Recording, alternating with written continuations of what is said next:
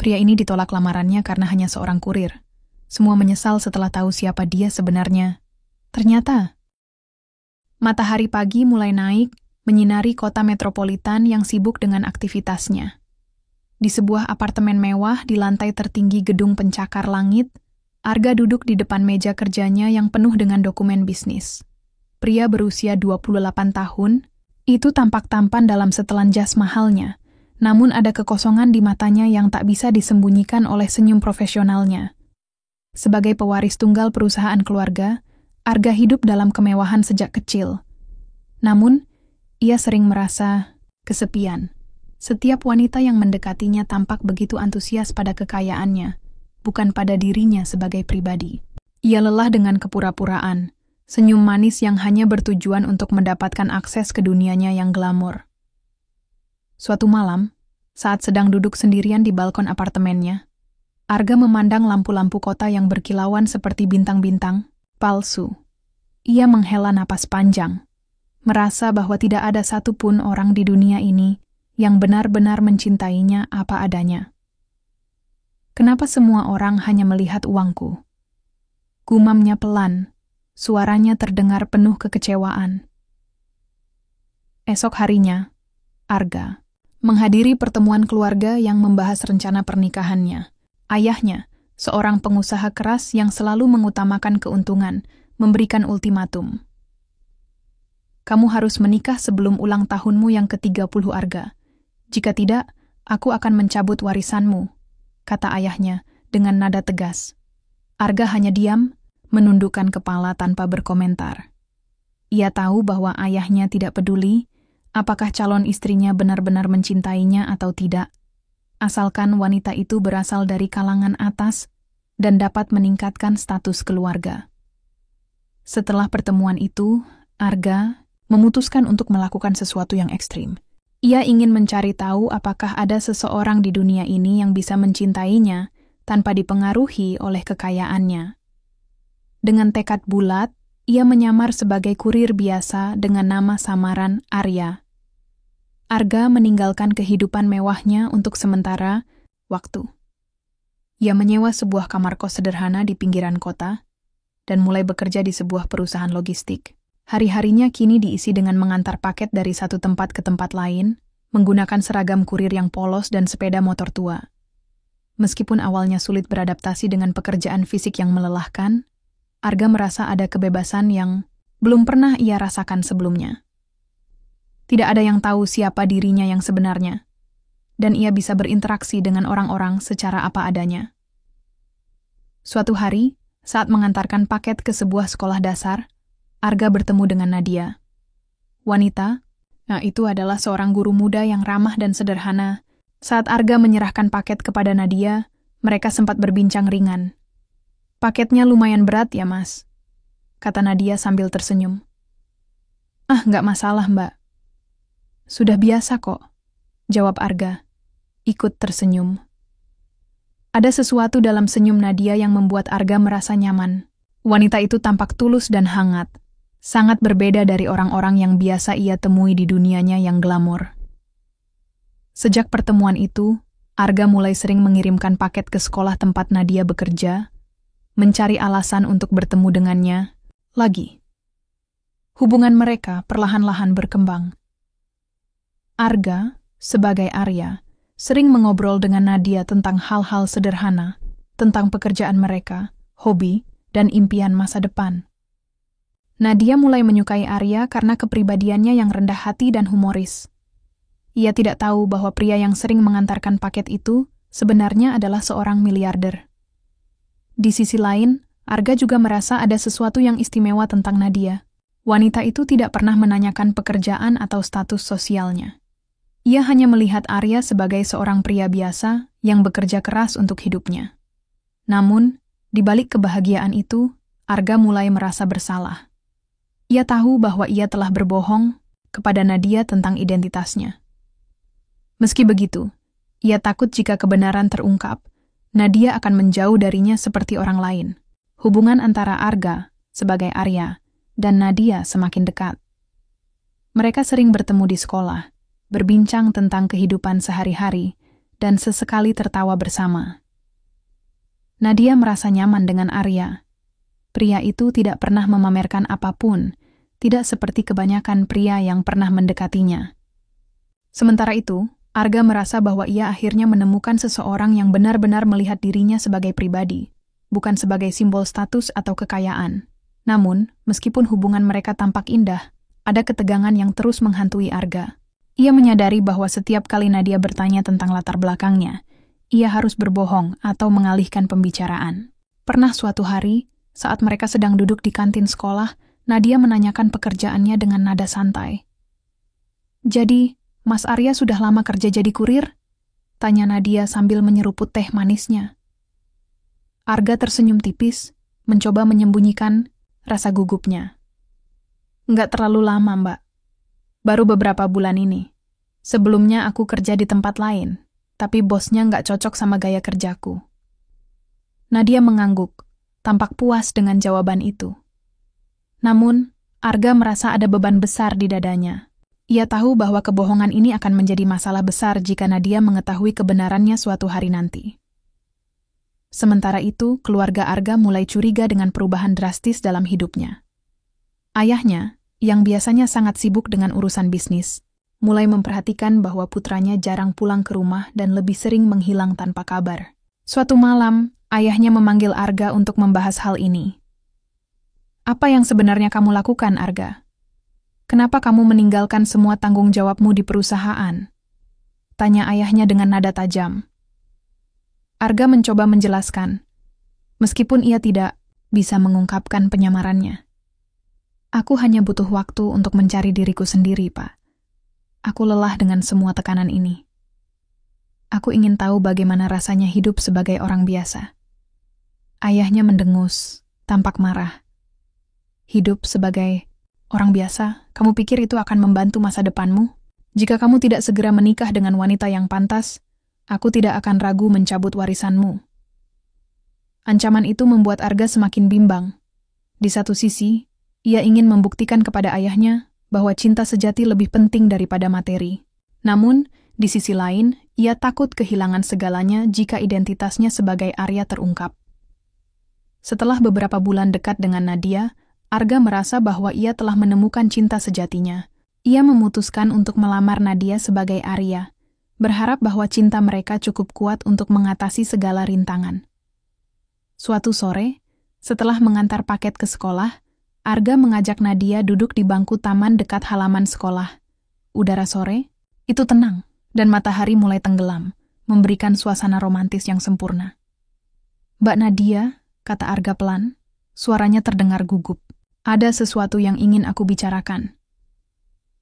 Nadia menoleh, menatap Arga dengan ekspresi penasaran. "Apa, Mas Arya?" Arga menarik napas panjang, lalu mengeluarkan sebuah kotak kecil dari sakunya. Di dalam kotak itu, ada cincin sederhana namun elegan. "Aku tahu kita belum lama kenal, tapi aku merasa bahwa kamu adalah orang yang tepat untukku. Maukah kamu menikah denganku?" Nadia terkejut. Matanya melebar dan wajahnya memerah. Ia tidak menyangka bahwa Arya akan melamarnya begitu cepat. Setelah beberapa saat terdiam, Nadia akhirnya berbicara dengan nada pelan. "Mas Arya, aku nggak tahu harus bilang apa. Ini semua terlalu cepat. Aku nggak yakin apakah kita sudah siap untuk langkah sebesar ini." Arga merasa dadanya sesak mendengar jawaban itu.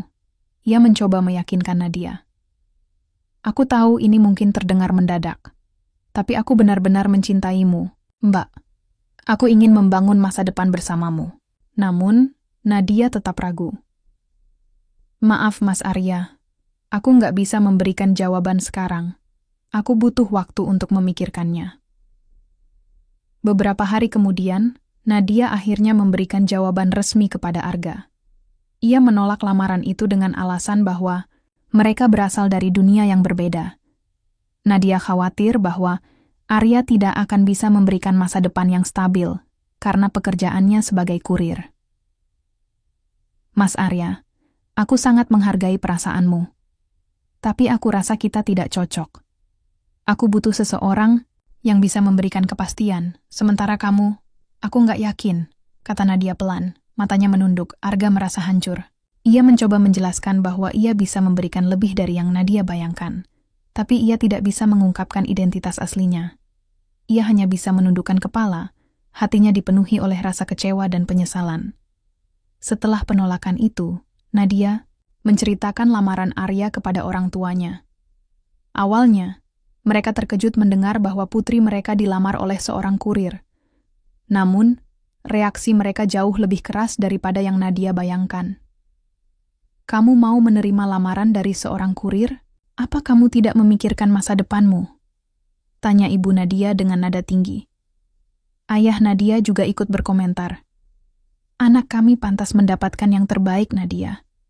Bukan orang yang hanya bisa mengantar paket seumur hidupnya. Nadia mencoba membela Arya, tapi ia sendiri masih ragu. Tekanan dari orang tuanya membuatnya semakin yakin bahwa keputusannya menolak lamaran Arya adalah yang terbaik. Setelah penolakan lamaran, hubungan antara Arga dan Nadia menjadi canggung. Nadia mencoba bersikap biasa saat Arga mengantarkan paket ke sekolah. Namun ada jarak yang tak bisa dihindari di antara mereka. Arga merasa bahwa ia telah kehilangan kesempatannya untuk membuktikan cintanya kepada Nadia. Ia mulai mempertanyakan apakah penyamarannya benar-benar ide yang baik atau hanya membuat segalanya lebih rumit. Suatu hari, saat sedang mengantar paket seperti biasa, Nadia menangkap sesuatu yang aneh dari Arya. Pria itu terlihat menggunakan jam tangan mahal yang tampak tidak sesuai dengan pekerjaannya sebagai kurir. Selain itu, ketika Nadia secara tidak sengaja melihat Arya membayar makan siang dengan kartu kredit platinum di sebuah restoran mewah, rasa penasarannya semakin besar. Apa dia benar-benar seorang kurir? Gumam Nadia dalam hati, matanya menyipit, penuh keraguan.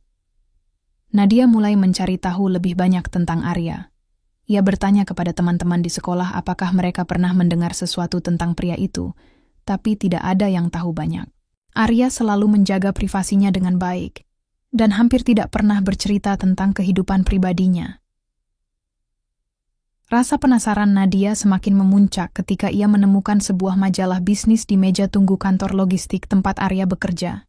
Di halaman depan majalah itu, ada foto seorang pria muda yang mirip dengan Arya. Namanya Arga Wijaya, pewaris salah satu perusahaan terbesar di kota. Nadia terkejut, tapi ia mencoba menepis pikiran itu. Tidak mungkin Arya adalah orang itu, katanya pada diri sendiri. Namun semakin ia memikirkannya, semakin ia merasa ada sesuatu yang tidak beres. Arya sering menghindar ketika ditanya tentang masa lalunya. Dan perilakunya kadang-kadang tidak sesuai dengan seorang kurir biasa. Nadia mulai merasa bahwa ia telah dikhianati. Di sisi lain, Arga juga merasa dilema.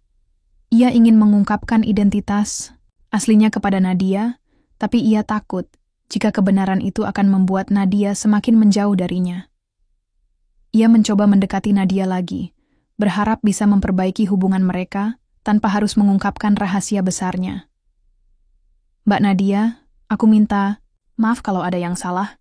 Aku nggak bermaksud membuatmu tidak nyaman, kata Arga suatu sore saat mereka bertemu di sekolah. Nadia menatapnya lama, lalu menghela napas panjang. Aku hanya butuh waktu, Mas Arya. Aku masih bingung. Arga merasa dadanya sesak. Ia tahu bahwa Nadia mulai curiga, tapi ia belum siap untuk menghadapi konsekuensinya.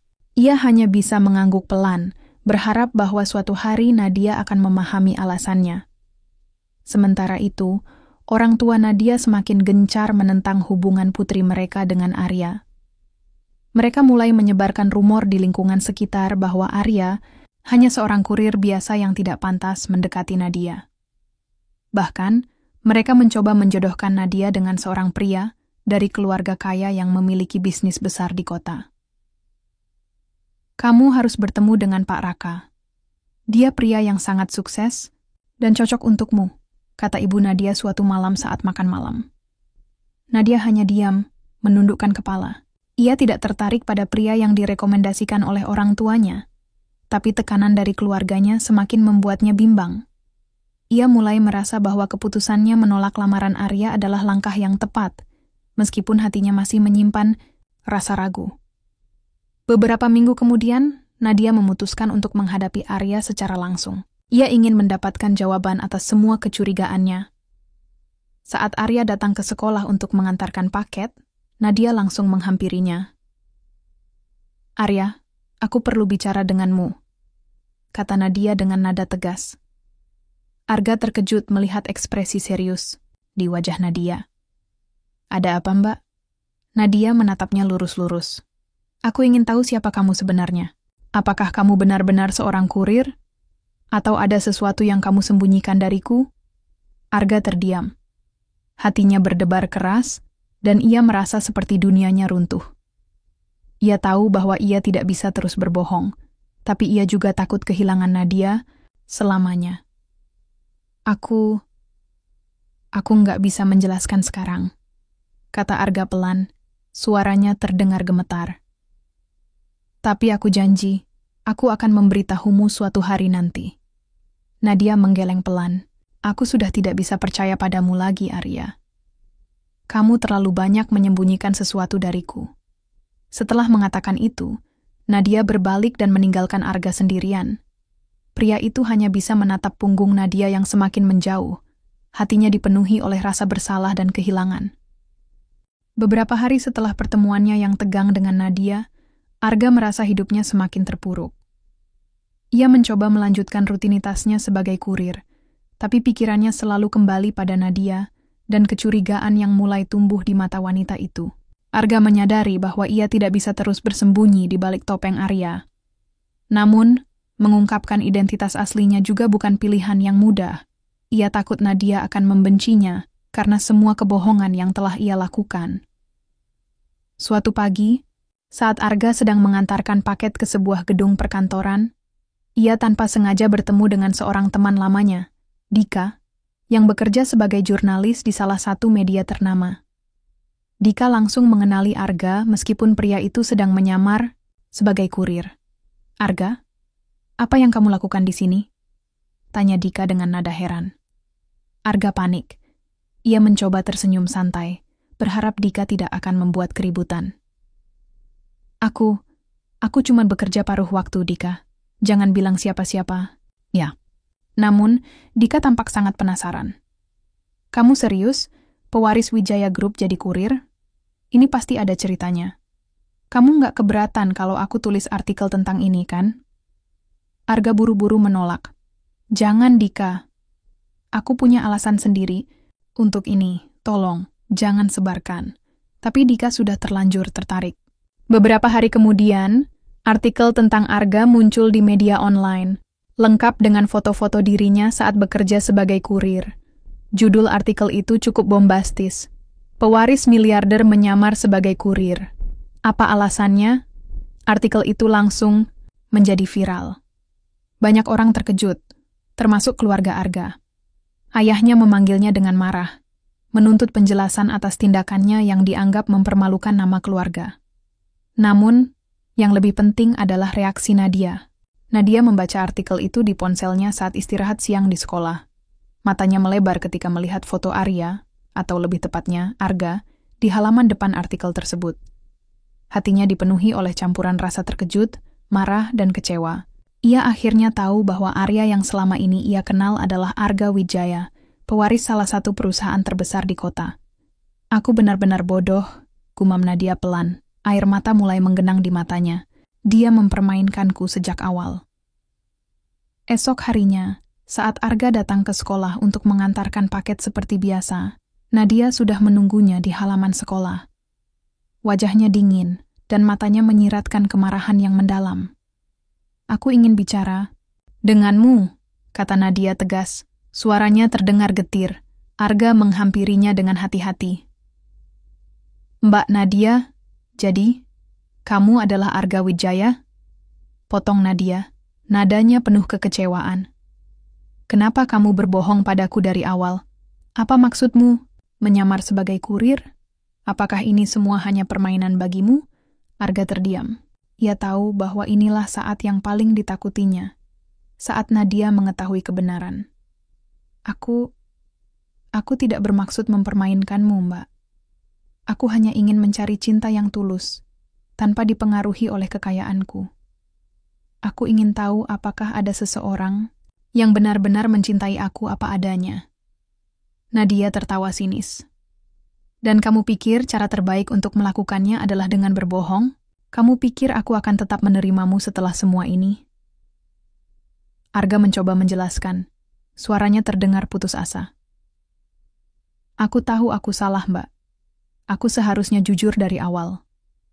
Tapi aku benar-benar mencintaimu. Perasaanku padamu tidak pernah berubah, baik sebagai Arya maupun Arga. Nadia menggeleng pelan, matanya berkaca-kaca. Cinta tidak bisa dibangun di atas kebohongan, Arga. Aku tidak bisa mempercayaimu lagi. Setelah mengatakan itu, Nadia berbalik dan meninggalkan Arga sendirian. Pria itu hanya bisa menundukkan kepala, merasa bahwa ia telah kehilangan segalanya. Sementara itu, orang tua Nadia juga membaca artikel tentang Arga. Awalnya, mereka marah besar karena mengetahui bahwa pria yang pernah melamar putri mereka hanyalah seorang kurir palsu. Namun, ketika mereka menyadari bahwa Arya ternyata adalah Arga Wijaya, pewaris miliarder, sikap mereka langsung berubah drastis. Nadia, kamu harus mempertimbangkan lagi hubunganmu dengan Arga, kata ibunya dengan nada antusias. Ini kesempatan emas. Dia bisa memberikanmu kehidupan yang jauh lebih baik daripada yang pernah kita bayangkan. Ayah Nadia juga ikut berkomentar. Anak kami pantas mendapatkan yang terbaik, dan Arga adalah pilihan yang sempurna. Kamu harus meminta maaf padanya dan menerima lamarannya. Namun Nadia menolak keras. Aku tidak peduli seberapa kayanya dia. Dia sudah membohongiku, dan aku tidak bisa mempercayainya lagi. Orang tuanya mencoba membujuk Nadia, tapi wanita itu tetap teguh pada pendiriannya. Baginya, kebohongan Arga adalah pengkhianatan yang tidak bisa dimaafkan. Di malam-malam sunyi, Arga duduk di kamarnya yang sederhana, memikirkan semua yang telah terjadi. Ia menyadari bahwa ia telah membuat kesalahan besar dengan menyamar sebagai kurir. Meskipun niatnya adalah untuk mencari cinta yang tulus, caranya telah merusak hubungan yang ia anggap paling berharga. Apa aku terlalu egois? Gumamnya pelan, menatap langit malam yang gelap. Aku hanya ingin dicintai apa adanya, tapi malah kehilangan orang yang paling aku cintai. Arga merasa bahwa karma telah berbalik padanya. Ia telah kehilangan Nadia, dan reputasinya juga mulai tercoreng karena artikel yang viral. Ia menyadari bahwa ia harus melakukan sesuatu untuk memperbaiki kesalahannya, meskipun ia tahu itu tidak akan mudah. Beberapa minggu setelah identitas aslinya terungkap, kehidupan Arga berubah drastis. Artikel tentang dirinya yang menyamar sebagai kurir terus menjadi bahan perbincangan di media sosial. Banyak orang mengkritik tindakannya, menganggapnya sebagai bentuk kemunafikan dan penghinaan terhadap pekerjaan keras orang lain. Reputasi keluarganya juga mulai tercoreng, dan ayahnya semakin marah karena nama besar Wijaya Group dipertaruhkan. Namun, yang paling menyakitkan bagi Arga adalah sikap Nadia. Setelah mengetahui kebenaran, Nadia sepenuhnya menjauh darinya. Ia tidak hanya menolak semua upaya komunikasi Arga, tetapi juga mulai aktif menulis artikel di blog pribadinya tentang pentingnya kejujuran dalam hubungan. Meskipun Nadia tidak pernah secara eksplisit menyebut nama Arga, tulisan-tulisannya jelas menyindir tindakan Arga yang memalsukan identitasnya. Artikel-artikel Nadia mulai mendapatkan perhatian luas. Salah satu tulisannya berjudul "Cinta yang Tulus Tak Membutuhkan Topeng" menjadi viral di kalangan pembaca. Dalam tulisan itu, Nadia menekankan bahwa cinta sejati harus dibangun di atas kejujuran dan integritas, bukan kepalsuan atau manipulasi. Ada orang yang bersembunyi di balik topeng untuk mencari cinta yang tulus, tulis Nadia. Tapi bagaimana mungkin cinta bisa tulus jika ia dimulai dengan kebohongan? Topeng mungkin bisa menutupi siapa kita sebenarnya, tapi ia juga akan merusak apa yang paling berharga dalam sebuah hubungan, kepercayaan. Arga membaca tulisan itu berulang kali. Hatinya terasa seperti diremas. Ia tahu bahwa Nadia sedang menyindirnya, tanpa menyebut namanya secara langsung. Kata-kata itu terasa seperti cambuk yang menyadarkannya akan kesalahannya sendiri. Aku pantas mendapatkan ini, gumam Arga pelan, menundukkan kepala dengan rasa bersalah yang mendalam.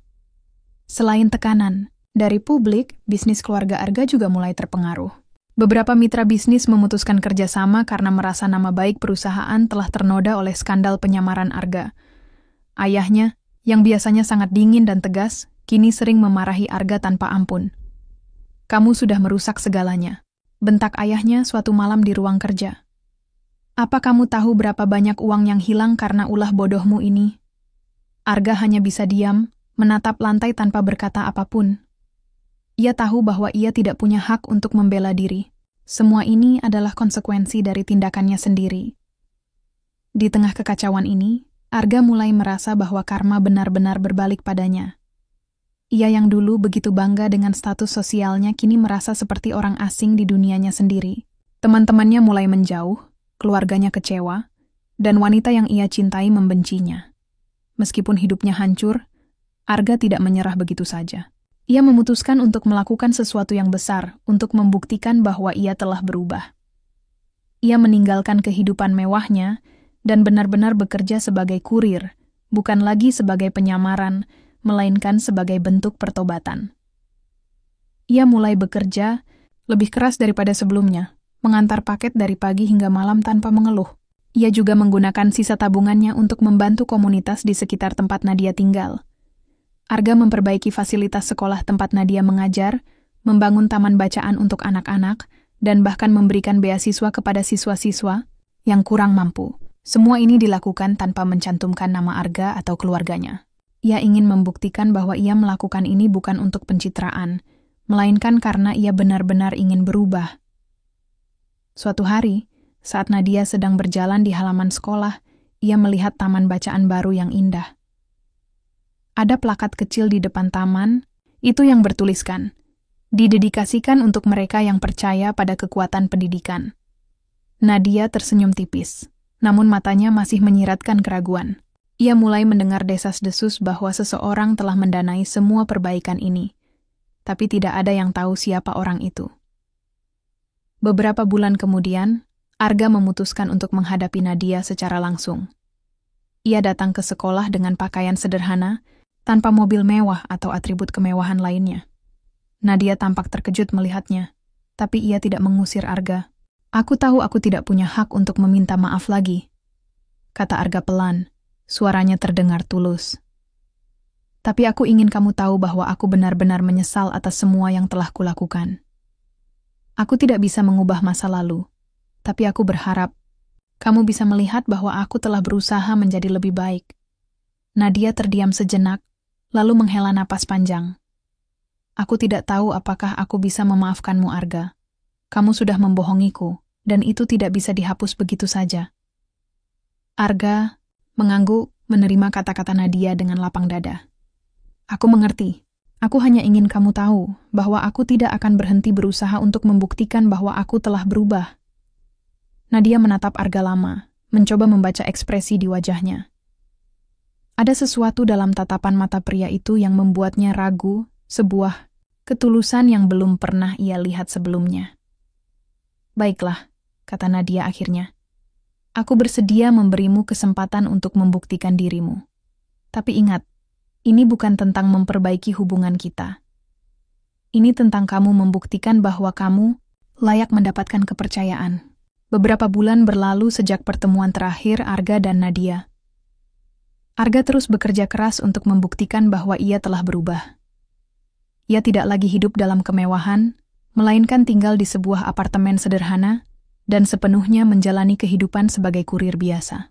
Setiap pagi, ia bangun lebih awal untuk mengantar paket, dan setiap malam, ia kembali ke rumah dengan tubuh lelah namun hati yang lebih tenang. Selain itu, Arga juga terus berkontribusi kepada komunitas di sekitar sekolah tempat Nadia mengajar. Ia membantu membangun perpustakaan mini di beberapa desa terpencil, memberikan pelatihan gratis kepada anak-anak muda tentang keterampilan teknis, dan bahkan mendukung program pemberdayaan ekonomi bagi ibu-ibu rumah tangga. Semua ini dilakukan tanpa mencantumkan nama atau status sosialnya, hanya tanda tangan sederhana. Dari seseorang yang ingin menjadi lebih baik. Nadia, meskipun masih belum sepenuhnya memaafkan Arga, mulai melihat perubahan nyata dalam dirinya. Pria itu tidak lagi datang ke sekolah hanya untuk mengantar paket, tetapi juga untuk membantu membersihkan halaman, memperbaiki meja yang rusak, atau bahkan mengajar anak-anak di waktu luangnya. Ia tampak lebih rendah hati, lebih sabar, dan lebih tulus daripada dulu. Suatu hari, saat Nadia sedang mengajar di kelas, ia melihat Arga dari jendela sedang membantu seorang murid yang kesulitan memperbaiki sepedanya. Wajah pria itu dipenuhi keringat, tapi senyumnya begitu tulus. Nadia merasa ada sesuatu yang berbeda dalam diri Arga, sesuatu yang membuatnya ragu apakah ia bisa terus membenci pria itu. Setelah kelas usai, Nadia mendekati Arga. "Kenapa kamu melakukan semua ini?" Tanyanya pelan. Nada suaranya lebih lembut daripada sebelumnya. Arga menoleh, terkejut melihat Nadia berbicara padanya. Aku hanya ingin membantu. Aku tahu aku tidak bisa mengubah masa lalu, tapi aku berharap aku bisa membuat masa depan yang lebih baik." Nadia terdiam sejenak, lalu menghela napas panjang. "Aku tidak tahu apakah aku bisa mempercayaimu lagi, tapi aku harus mengakui bahwa aku melihat perubahan dalam dirimu." Kata-kata itu membuat Arga merasa lega. Ia tahu bahwa Nadia belum sepenuhnya memaafkannya, tapi setidaknya wanita itu mulai membuka pintu hatinya sedikit demi sedikit. Di malam-malam, sunyi, Arga sering duduk di balkon apartemennya yang sederhana, memandang langit malam yang dipenuhi bintang-bintang. Ia memikirkan semua yang telah terjadi dalam hidupnya, kesalahannya, kehilangannya, dan perjalanan panjang menuju penebusan dosa. Ia menyadari bahwa cinta sejati tidak bisa dibeli dengan uang, dan kebahagiaan sejati tidak bisa diukur dengan materi. Ia juga mulai memahami bahwa karma bukanlah tentang balas dendam, melainkan tentang pembelajaran. Semua yang terjadi padanya adalah hasil dari keputusan impulsifnya sendiri 5 tahun lalu. Namun, ia juga menyadari bahwa setiap orang pantas mendapatkan kesempatan kedua, asalkan mereka mau berusaha untuk berubah. Suatu malam, saat ia sedang merenung, Nadia tiba-tiba mengiriminya pesan singkat. "Terima kasih atas semua yang kamu lakukan untuk sekolah dan komunitas ini. Anak-anak sangat senang." Pesan itu membuat Arga tersenyum. Meskipun singkat, ada kehangatan dalam kata-kata Nadia yang membuatnya merasa bahwa mungkin, suatu hari nanti, mereka bisa benar-benar memulai lagi dari awal. Beberapa minggu kemudian, Nadia mengundang Arga untuk makan malam di rumahnya. Ini adalah pertama kalinya mereka bertemu di luar pekerjaan yayasan sejak insiden penyamaran itu. Suasana di meja makan terasa canggung pada awalnya, tapi perlahan-lahan mereka mulai berbicara tentang hal-hal ringan. Kenangan masa kecil Nadia, proyek-proyek baru di komunitas, dan bahkan beberapa cerita lucu tentang relawan lainnya. Di akhir malam, Nadia mengambil sebuah kotak kecil dari rak buku dan memberikannya kepada Arga. "Ini untukmu," katanya pelan. Arga membuka kotak itu dengan hati-hati. Di dalamnya, ada sebuah foto lama mereka berdua, saat mereka masih muda, bahagia, dan penuh harapan. Matanya berkaca-kaca saat ia melihat foto itu. "Aku menyimpannya karena aku tahu bahwa meskipun banyak hal buruk terjadi, ada bagian dari kita yang tidak bisa dilupakan," kata Nadia pelan. "Aku tidak tahu apakah kita bisa kembali seperti dulu, tapi aku ingin kita mencoba menjadi teman lagi." Arga mengangguk. Air mata mulai mengalir di pipinya. "Terima kasih, Nadia. Aku janji akan terus berusaha menjadi orang yang lebih baik." Beberapa tahun berlalu sejak Arga mulai bekerja di komunitas bersama Nadia.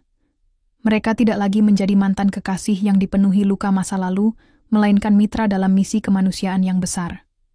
Yayasan yang mereka dirikan bersama, yang awalnya hanya berupa ide sederhana untuk membantu anak-anak di sekolah, kini telah berkembang pesat, membantu ribuan orang dari berbagai lapisan masyarakat. Namun, yang lebih penting adalah bagaimana hubungan mereka perlahan-lahan berubah menjadi sesuatu yang baru.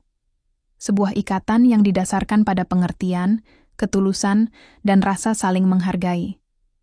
Suatu pagi, Arga dan Nadia duduk di teras yayasan, menikmati secangkir teh hangat sambil memandang anak-anak kecil yang bermain di halaman.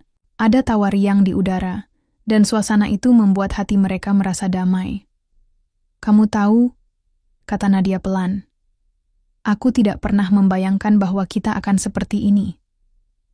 Arga tersenyum tipis, menatap wanita yang dulu pernah ia cintai dengan sepenuh hati. Aku juga tidak, tapi aku senang kita bisa menemukan cara untuk melanjutkan hidup tanpa terus terjebak di masa lalu. Nadia mengangguk, matanya menyiratkan kedamaian yang sudah lama hilang. Aku tidak akan pernah melupakan apa yang terjadi dulu. Tapi aku belajar bahwa cinta sejati bukan tentang memiliki atau melepaskan. Ini tentang bagaimana kita bisa saling mendukung, bahkan setelah semua kesalahan yang kita buat. Arga merasa ada kehangatan di dadanya saat mendengar kata-kata itu. Ia tahu bahwa Nadia belum sepenuhnya memaafkannya. Tapi ia juga tahu bahwa mereka telah menemukan cara untuk bersama, tanpa harus kembali ke hubungan yang sama seperti dulu.